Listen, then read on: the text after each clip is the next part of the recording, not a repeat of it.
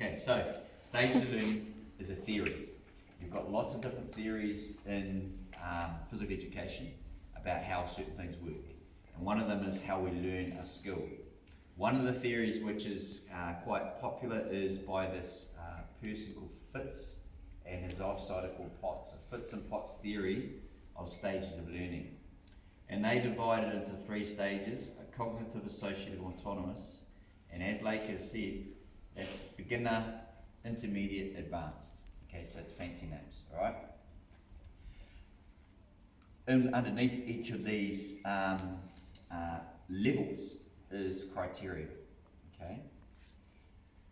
For your cognitive learner, generally you're at the really beginning, early stages.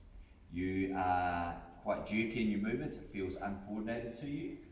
There's lots of skill areas, okay? There's heaps to choose from.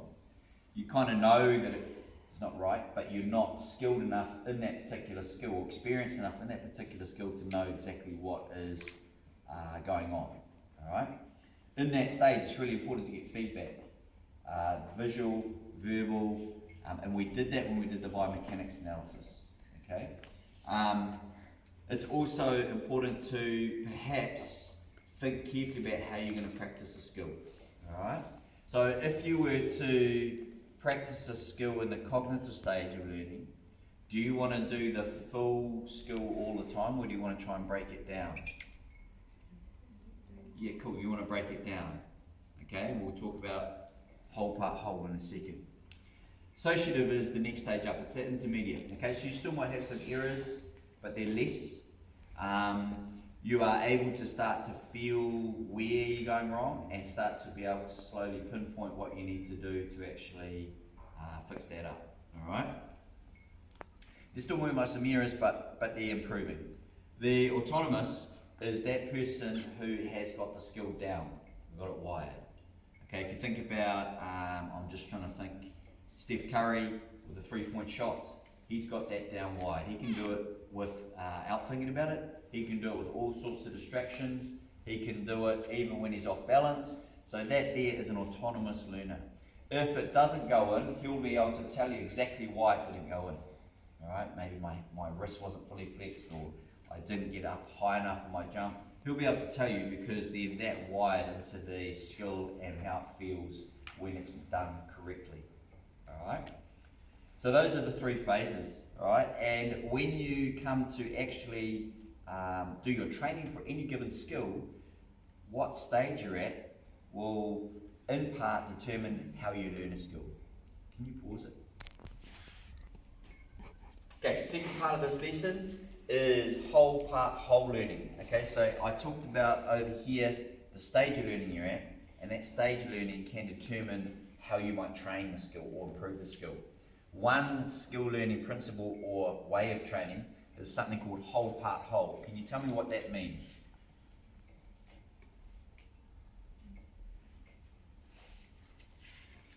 Sage, so that asks you a question. What is whole part whole when you're learning a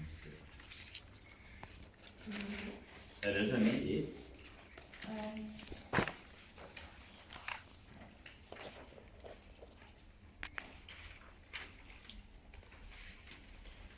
Who's the other person I said? Jarvel. What is whole part whole learning? Just give it in your own words, or you can read from there if you wish, but I don't want you to read the whole thing.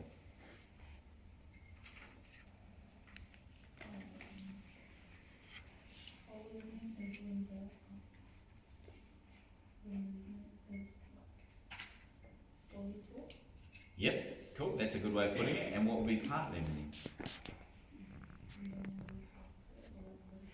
Yeah, cool. All right, that's really well put. So what Jarvel said was, if you're going to do the whole skill, you're learning the whole thing together, essentially.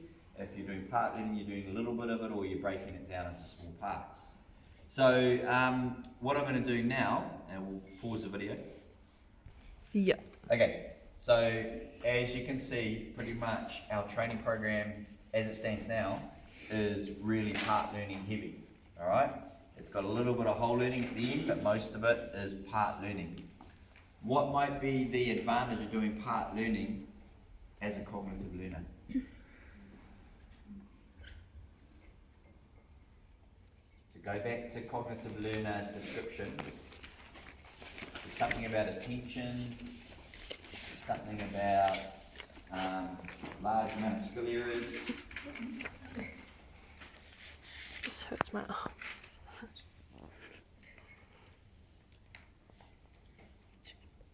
The very high attention demands. Yeah, what does that mean? So how might that advantage a cognitive learner? You're correct, whoever said that. Was that you, Anna? Sorry, I can't see because of the sun. All I heard was a voice.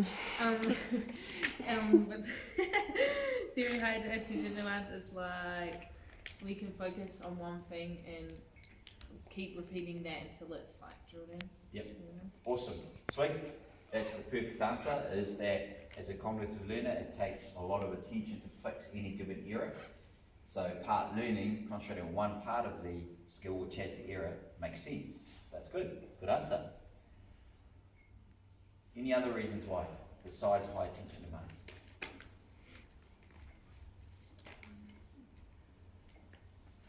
What do we think about that word? That statement says,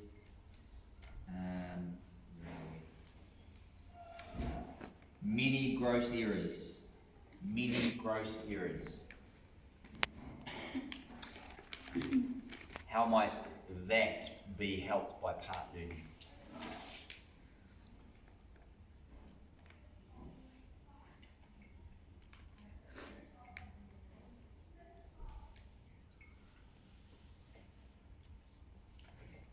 So if you were going to do whole learning, i.e. do the skill in full, do you think you're going to be able to improve every single skill area at the same time? No. So I'll go back to that question again. Why might part learning be good for that statement where there says there's many gross skill areas? Yep.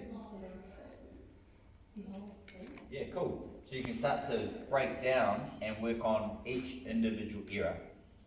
Okay? Whereas if you're doing whole learning, you might work on one part of the error, or the whole skill in the errors in the whole skill, but you're going to miss others. Alright? So it's a systematic way of breaking it down to make sure that you are addressing each of your skill errors. Good? Alright? So, that there, and this is the final part of the video, is an example of where we have used theory, 2 bits of theory, and explained how they've interrelated. So they've come together, related together, interrelated, come together to try and improve a particular skill, which is your penalty kick. Alright? This here is the bare minimum. Show me this throughout your writing for a merit. Okay? If you just came up and said, I did part learning by doing a drill which I was planting my foot next to the ball, and I did that over 5 sessions and I improved, and I know I improved because I got more out of 10 or 20, etc. That would be an example of a sort of an achieved level answer. But if you said, right at the beginning I was a cognitive learner, and I was a cognitive learner because, and you gave me those statements out of there, you might then say, because I was a cognitive learner, I felt that part learning was the most important, and this is how I did part learning. And then I did part learning, and then I knew I got better because I got X more out of 20. Alright? That's bringing these 2 pieces of theory together, interrelating them. That's a merit level answer. Obviously, there need to be more interrelationships, but that's basically what you're looking at. Okay? Alright?